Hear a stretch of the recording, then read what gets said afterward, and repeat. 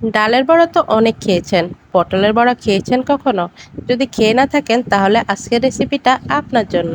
যারা পটল খেতে একদমই পছন্দ করেন না তারা এই রেসিপিটা বানিয়ে খাবেন। আপনি এবং আপনার পরিবারের সবাই খুশি হয়ে যাবে। তো আমরা এগুলোকে একটু সময় নিয়ে সুন্দর করে পটলগুলোকে বেটে নিব। আপনি যদি বেটে নিতে না চান তাহলে কিন্তু ব্লেন্ডার করেও নিতে পারেন, কোনো সমস্যা নেই। এই রেসিপিটা কিন্তু একটু বেশি ঝাল ঝাল হবে। তো যারা একদম বেশি ঝাল খেতে পছন্দ করেন তাদের কাছে বেশি ভালোই লাগবে। তবে যারা ঝাল খেতে পছন্দ কম করেন তারা একটু কম ঝাল দিয়ে বানাতে পারেন, কোনো সমস্যা নেই। তো আমরা এখন দেখুন কাঁচামরিচ গুলো বেটে নিয়েছি।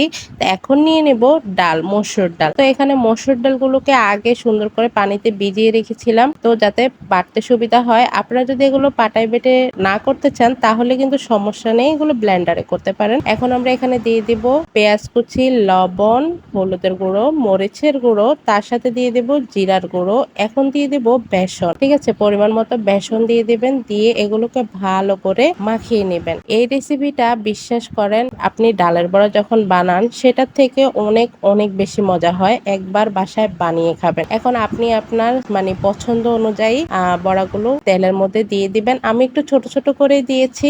ছোট ছোট করে দিলে আমার কাছে বেশ ভালো লাগে, সেজন্য আমি ছোট ছোট করেই দিয়েছি। দেখুন একদম হালকা আছে ভাজবেন যাতে করে ভিতরে এবং বাইরে সব জায়গায় একদম ক্রিস্পি ক্রিস্পি হয়। তো এখানে আমি একটু পেঁয়াজও দিয়ে দিলাম। এটা দিতেও পারেন, নাও দিতে পারেন, ঠিক আছে? তবে পেঁয়াজটা এভাবে দিলে আমার কাছে কিন্তু বেশ ভালো লাগে, যেহেতু আমরা জিনিসটা গরম গরম ভাতের সাথে খাবো, তাই আমার কাছে এভাবে ভালো লাগতেছে। তো দেখুন আমাদের কিন্তু খুবই অল্প সময়ের মধ্যে রেসিপিটা তৈরি হয়ে যাবে। বেশি একটা সময় লাগবে না, কিন্তু খেতে দারুণ ইয়াম্মি লাগবে। বাসায় অবশ্যই বানিয়ে খাবেন। আর আমার রেসিপিটা কেমন লেগেছে অবশ্যই আমাকে কমেন্ট করে জানাবেন। আজকের মতো বিদায়, আল্লাহ হাফেজ।